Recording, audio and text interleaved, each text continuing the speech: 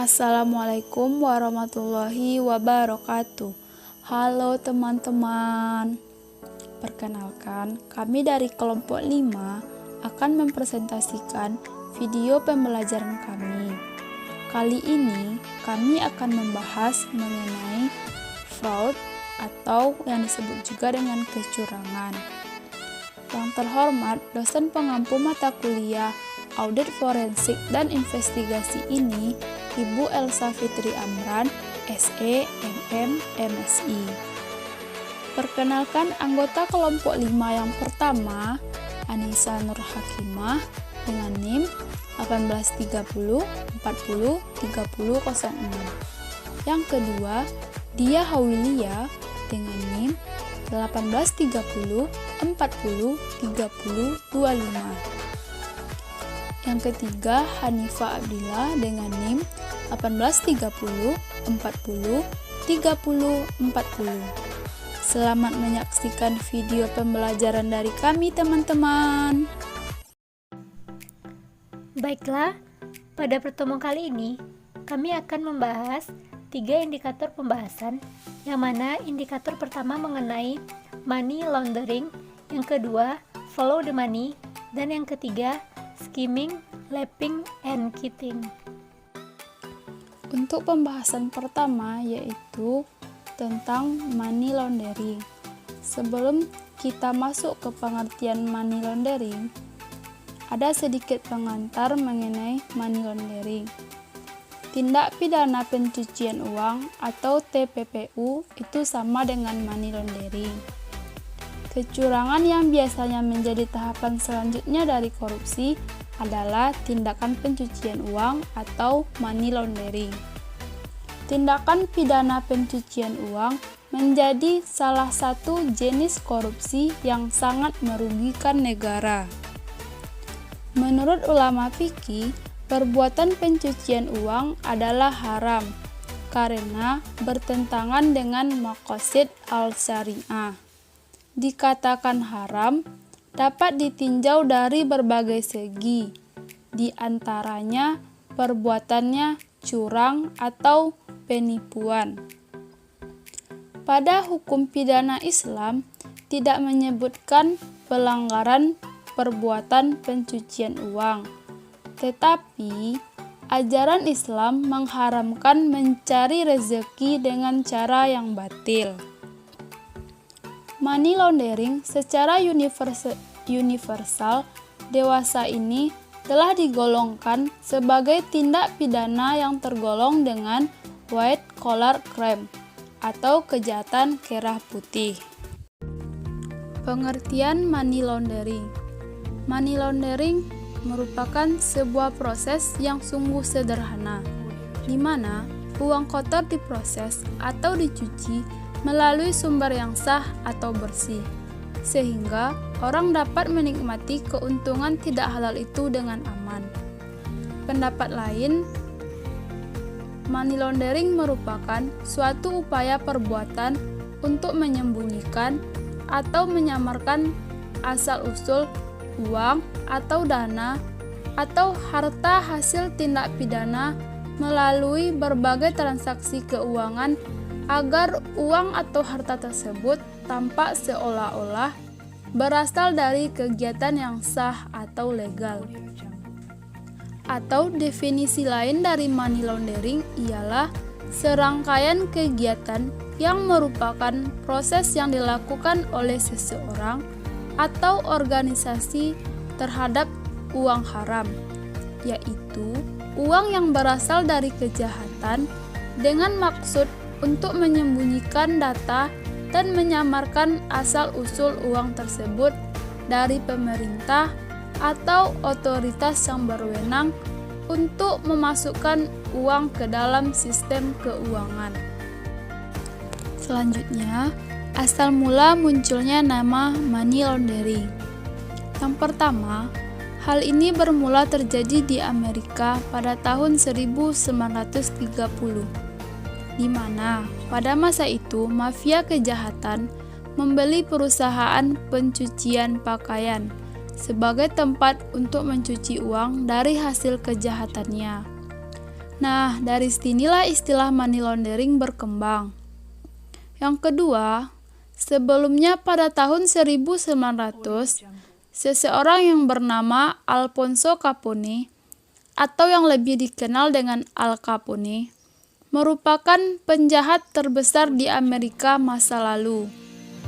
Ia mencuci uang hitam dari usaha hasil kejahatannya dengan memakai si jenius yang bernama Meyer Lansky, orang Polandia. Lansky merupakan seorang akuntan yang mencuci uang kejahatan Al Capone melalui usaha binatu atau yang sekarang disebut dengan laundry. Dari situlah muncul nama money laundering. Faktor pendorong terjadinya money laundering, yang pertama, kemajuan teknologi, yang kedua, ketentuan rahasia bank yang sangat ketat, yang ketiga, kemungkinan menyimpan menggunakan nama samaran atau tanpa nama, yang keempat, munculnya electronic money atau e-money, yang kelima, dimungkinkannya praktik pelapisan layering, yang keenam, kerahasiaan hubungan antara lawyer dan klien, yang ketujuh, ketidaksungguhan negara dalam pemberantasan money laundering, dan yang terakhir, tidak ada kriminalisasi pencucian uang. Selanjutnya, dampak negatif money laundering. Money laundering memungkinkan para penjual, pengedar narkoba, para penyeludup, dan para penjahat lainnya untuk dapat memperluas kegiatan operasinya. Yang kedua, kegiatan money laundering ini mempunyai potensi merongrong keuangan masyarakat. Yang ketiga, money laundering juga dapat mengurangi pendapatan pemerintah dari sektor pajak dan secara tidak langsung merugikan para pembayar pajak yang jujur. Yang keempat, mudahnya uang masuk ke negara maju telah menarik unsur yang tidak diinginkan melalui perbatasan, menurunkan tingkat kualitas hidup, dan meningkatkan kekhawatiran terhadap keamanan sosial. Umumnya, money laundering dilakukan melalui 3 tahapan. Yang pertama, tahap penempatan atau placement. Yang kedua, tahap pelapisan atau layering. Yang ketiga, tahap penggabungan atau integrasi. Yang pertama yaitu tahap placement atau penempatan. Placement merupakan penempatan uang hasil kejahatan atau perbuatan melawan hukum ke dalam deposito bank, real estate, atau saham, konversi ke mata uang lainnya, atau transfer uang ke dalam valuta asing untuk sementara waktu. Tujuan dari placement ini ialah memindahkan uang agar tidak diketahui oleh pemerintah atau sistem keuangan. Selanjutnya yaitu tahap pemisahan atau pelapisan. Tahap kedua ini adalah dengan cara pelapisan atau layering. Berbagai cara dapat dilakukan melalui tahap pelapisan yang tujuannya menghilangkan jejak, baik ciri-ciri aslinya atau asal-usul dari uang tersebut. Tahap ini merupakan upaya memisahkan hasil tindak pidana dari sumbernya melalui beberapa tahap transaksi keuangan untuk menyembunyikan atau menyamarkan asal-usul dana tersebut. Dalam kegiatan ini terdapat proses pemindahan dana dari beberapa rekening atau lokasi tertentu ke tempat lain melalui serangkaian transaksi yang kompleks dan didesain untuk menyamarkan dan menghilangkan jejak sumber dana tersebut. Tahap terakhir yaitu tahap penggabungan atau integrasi. Tahap ini merupakan tahap menyatukan kembali uang-uang kotor tersebut setelah melalui tahap placement dan tahap layering. Yang untuk selanjutnya, uang tersebut dipergunakan dalam berbagai kegiatan legal. Dengan cara ini akan tampak bahwa aktivitas yang dilakukan sekarang tidak berkaitan dengan kegiatan ilegal sebelumnya. Dan dalam tahap inilah kemudian uang kotor itu telah dicuci. Upaya penyelesaian money laundering dari sisi audit investigatif. Salah satu tujuan dari audit investigatif adalah untuk menemukan aset yang digelapkan dan mengupayakan pemulihan dari kerugian yang terjadi. Dalam prosesnya dilakukan beberapa teknik dalam upaya pembuktian. Beberapa teknik itu diantaranya, yang pertama, teknik audit, yang kedua, teknik perpajakan, yang ketiga, follow the money, yang keempat, komputer forensik, dan yang kelima, teknik kunci. Yang pertama yaitu teknik audit.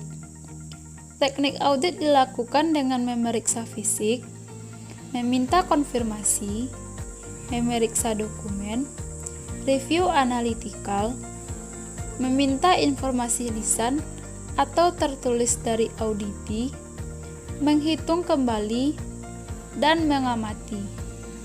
Yang kedua yaitu teknik perpajakan. Teknik perpajakan dengan menggunakan teknik net worth method dan expenditure method terhadap pajak dan organized crime. Yang ketiga dilakukan teknik follow the money.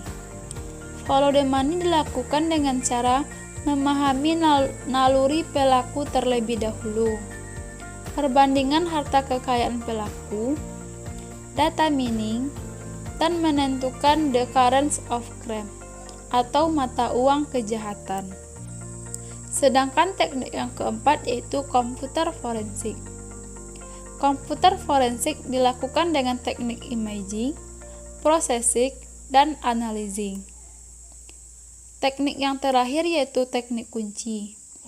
Teknik kunci dilakukan dengan cara prediction, fraud theory approach the suspect, dan report. Selanjutnya, money laundering dalam perspektif Islam. Pencucian uang dalam hukum Islam tidak dijelaskan secara tekstual dalam Al-Quran maupun Sunnah. Tetapi, Al-Quran mengungkapkan prinsip-prinsip umum untuk mengantisipasi perkembangan zaman, di mana kasus-kasus yang baru dapat diberikan status hukumnya, pengelompokan jarimahnya, dan sanksi yang akan diberikan. Dalam hal ini, Islam sangat memperhatikan adanya kejelasan dalam perolehan harta benda seseorang. Hukum Islam secara detail memang tidak pernah menyebutkan pelarangan perbuatan pencuci uang, karena istilah ini belum ada sejak zaman Nabi. Akan tetapi, secara umum, ajaran Islam telah mengharamkan mencari rezeki dengan cara yang batil dan penguasaan atas sesuatu yang bukan miliknya.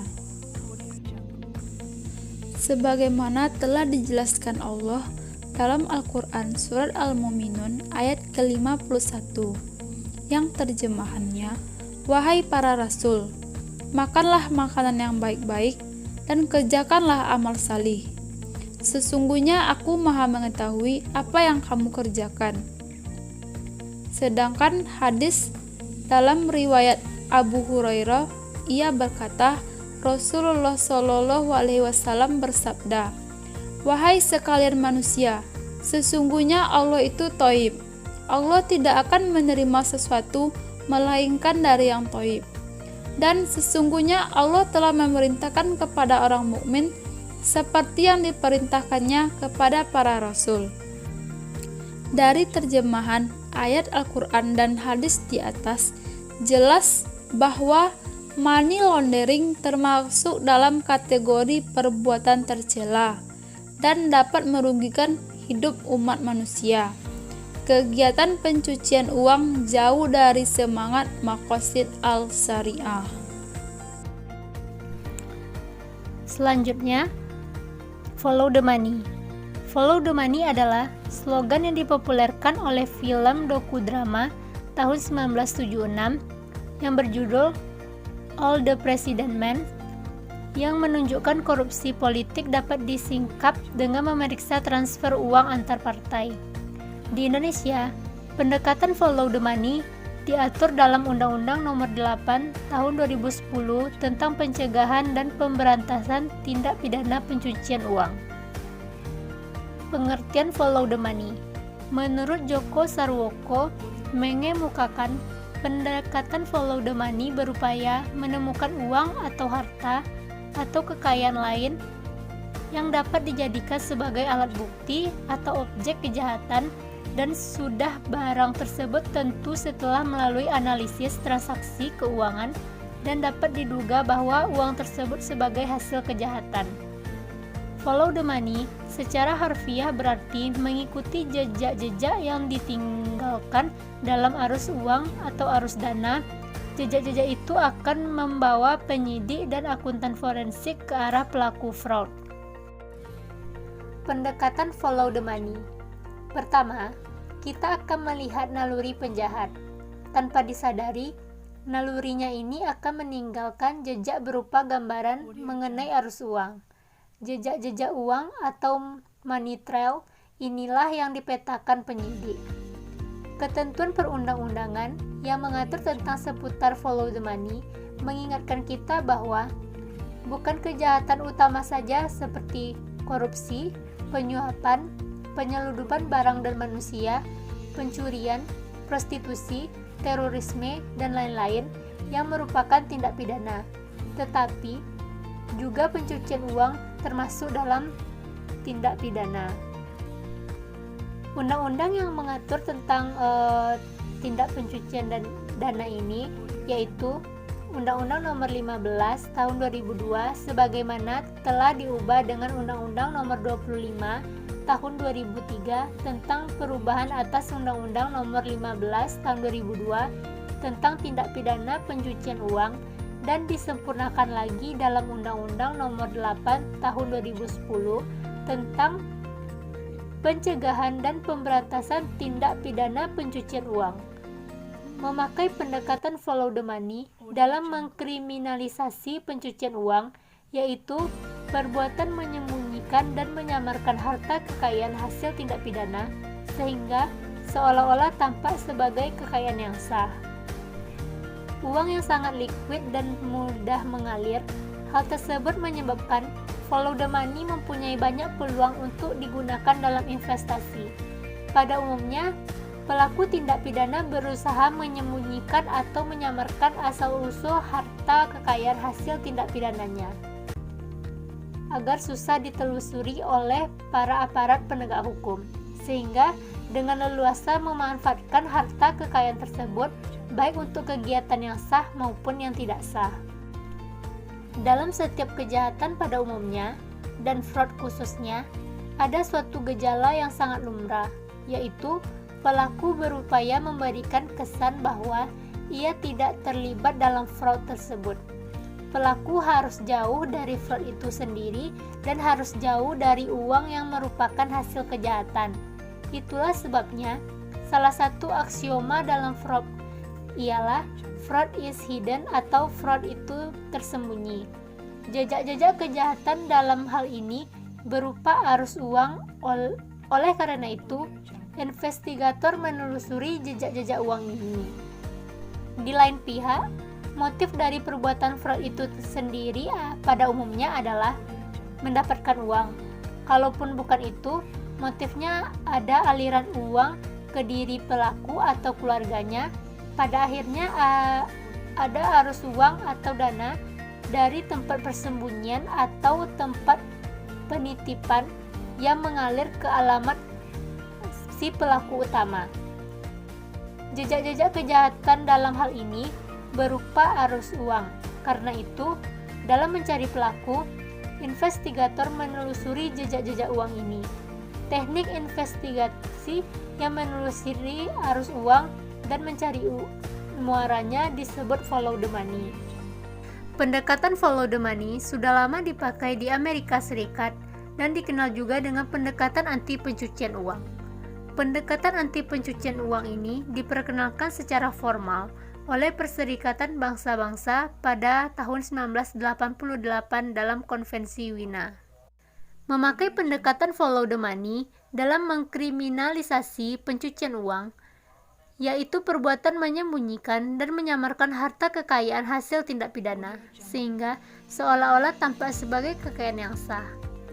Dalam setiap pidana, setidaknya ada 3 komponen, yaitu pelaku, tindak pidana yang dilakukan, dan hasil tindak pidana. Hasil tindak pidana dapat berupa uang atau harta kekayaan lain. Pendekatan follow the money mendahulukan mencari uang atau harta kekayaan hasil tindak pidana dibandingkan mencari pelaku kejahatan. Setelah hasil diperoleh, kemudian dicarilah pelakunya dan tindak pidana yang dilakukan. Dalam mencari hasil tindak pidana, dipergunakan pendekatan analisis keuangan atau financial analysis. Pencegahan dan pemberantasan kejahatan keuangan perlu dilakukan untuk memutus mata rantai darah yang menghidupi kejahatan itu sendiri, yaitu uang atau harta kekayaan hasil kejahatan. Pendekatan anti pencucian uang dan pencegahan dan pendanaan terorisme atau APU-PPT. Pendekatan anti pencucian uang merupakan salah satu mekanisme dalam rangka mencegah dan memberantas suatu kejahatan dengan menggunakan pola menggunakan aliran dana atau follow the money.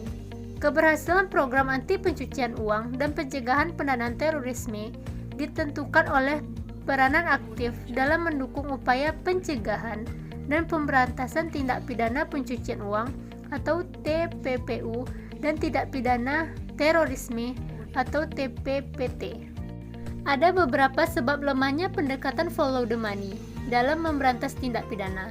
Yang pertama, belum ada persepsi yang sama di antara para penegak hukum. Yang kedua, penyidik tindak pidana pencucian uang hanyalah kepolisian yang sampai sekarang masih memiliki keterbatasan sumber daya manusia dan keahlian melakukan financial investigation. Yang ketiga, penuntut umum. Walaupun sudah ada pedoman penuntutan perkara dengan menggunakan dakwaan pencucian uang dan pidana asal, masih ada keengganan menerapkannya. Kejaksaan lebih senang menggunakan dakwaan secara alternatif atau berlapis dengan dakwaan pertama, tindakan pidana korupsi, dan dakwaan kedua, pencucian uang. Manfaat dari pendekatan follow the money. Yang pertama, jangkauannya lebih jauh sehingga dirasakan lebih adil. Yang kedua, dapat dilakukan dengan diam-diam atau silent action sehingga relatif lebih mudah dengan tingkat risiko yang lebih kecil.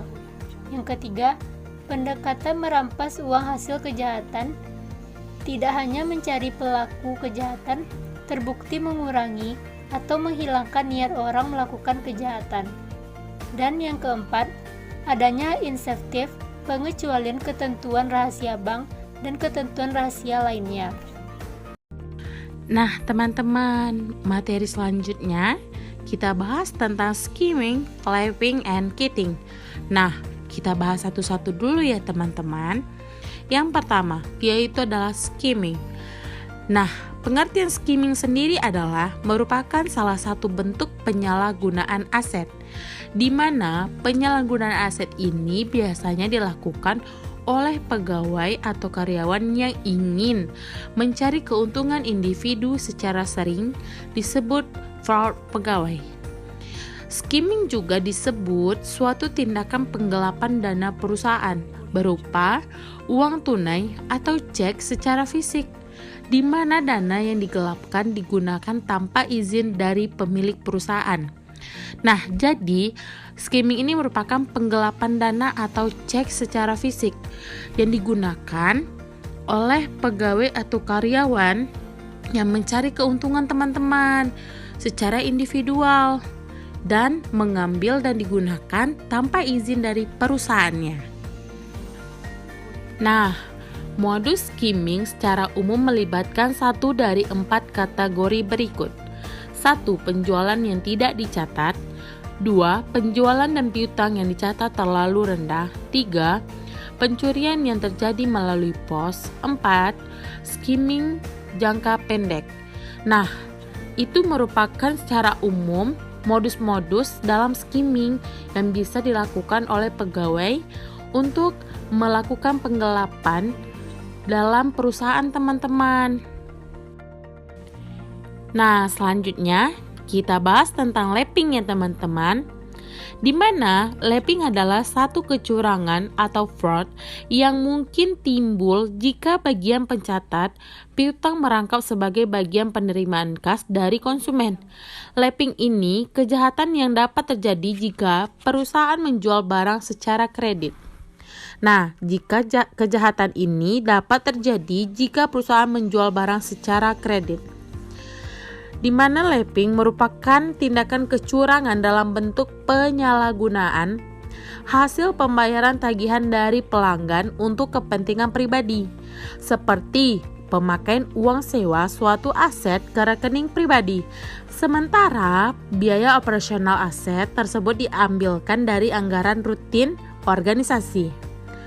Nah, lapping adalah suatu jenis penggelapan yang dilakukan dengan cara penundaan pembukuan atas penagihan rekening, tagihan untuk menyembunyikan adanya kekurangan uang tunai. Nah, di sini ada tanda-tanda lapping, di mana tanda-tandanya yaitu berlebihan kesalahan penagihan, memperlambat perputaran piutang, berlebihan return of piutang, keterlambatan dalam posting pembayaran pelanggan, akun tentang rincian piutang tidak sama dengan buku besar, penurunan pembayaran piutang, banyak keluhan dari pelanggan. Nah, itu tanda-tanda dari lapping. Selanjutnya, prosedur audit untuk menemukan lapping. Yang pertama, lakukan konfirmasi piutang usaha. Maksudnya dilakukan konfirmasi itu baik dari pelanggan maupun pencatatan yang dilakukan. Nah, yang kedua, lakukan penghitungan kas secara mendadak. Yang ketiga, bandingkan rincian jurnal penerimaan kas dengan rincian slip setoran harian. Nah, begitu banyak contoh kasus lapping. Salah satunya adalah pada perusahaan A terdapat piutang dari pihak X, pihak Y, pihak Z. Pelunasan dari pihak Z ditunda pencatatannya sampai terjadi pelunasan dari pihak Y. Baru kemudian piutang-piutang pihak X dicatat di rekening perusahaan. Begitu seterusnya sampai penipuan tersebut ketahuan. Nah, kita juga dapat mengendalikan bagaimana mencegah terjadinya kecurangan lapping. Berikut ini beberapa pengendalian untuk mencegah lapping. Yang pertama, pencatatan piutang dipisahkan dari penerima kas. Yang kedua, menyarankan konsumen atau malah mewajibkan konsumen untuk membayar dengan transfer atau cek kepada perusahaan langsung. Nah, ini juga harus diwajibkan oleh konsumen ya, biar tidak terjadinya penggelapan lapping. Nah, yang ketiga, mewajibkan karyawan terkait untuk mengambil cuti. Yang keempat, rotasi karyawan akuntansi. Sebelumnya kita juga sudah membahas skimming, lapping, dan selanjutnya pembahasan kita tentang apa itu kitting. Pengertian kitting, menurut Kamus Audit, kitting merupakan transfer uang dari satu bank ke bank lain dan pembukuan transfer yang tidak semestinya sehingga jumlah yang dibukukan sebagai aktiva di dalam kedua akun itu. Praktek ini digunakan dengan penyelewengan guna menyembunyikan defalkasi. Nah, kitting adalah penyalahgunaan penerimaan kas yang dilakukan secara sengaja untuk sementara waktu ataupun jangka waktu yang lama atau permanen. Dalam prakteknya, kitting digunakan untuk menyembunyikan defisit ataupun menggelapkan alur aliran arus kas seperti melakukan transfer uang dari satu pihak ke pihak lainnya. Di sini, kitting adalah suatu tindakan kecurangan dengan memanfaatkan transfer bank yang dilakukan dalam bentuk pengiriman transfer uang ke rekening sebuah institusi seperti pendepositan uang proyek terlebih dahulu untuk mendapatkan bunganya dan baru disetor kemudian pada saat akhir masa anggaran. Nah, contohnya itu adalah penarikan dana dari satu bank yang akan disimpan di bank lain, kemudian ditarik lagi dan akan disimpan di bank ketiga dan seterusnya.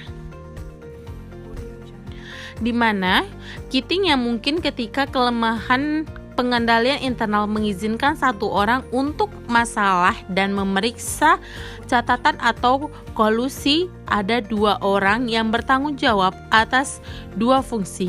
Kitting dapat dideteksi dengan mendapatkan dan menggunakan pertanyaan cutoff bank karena cek kidet clearing pada Januari tidak akan muncul pada daftar cek yang beredar untuk Desember dan melakukan tes cutoff tunai karena cek terakhir dikeluarkan pada bulan Desember tidak akan tersimpan di cek mendaftar. Contoh dari kasus kitting. Korporasi A memiliki dua anak perusahaan, yaitu B dan C.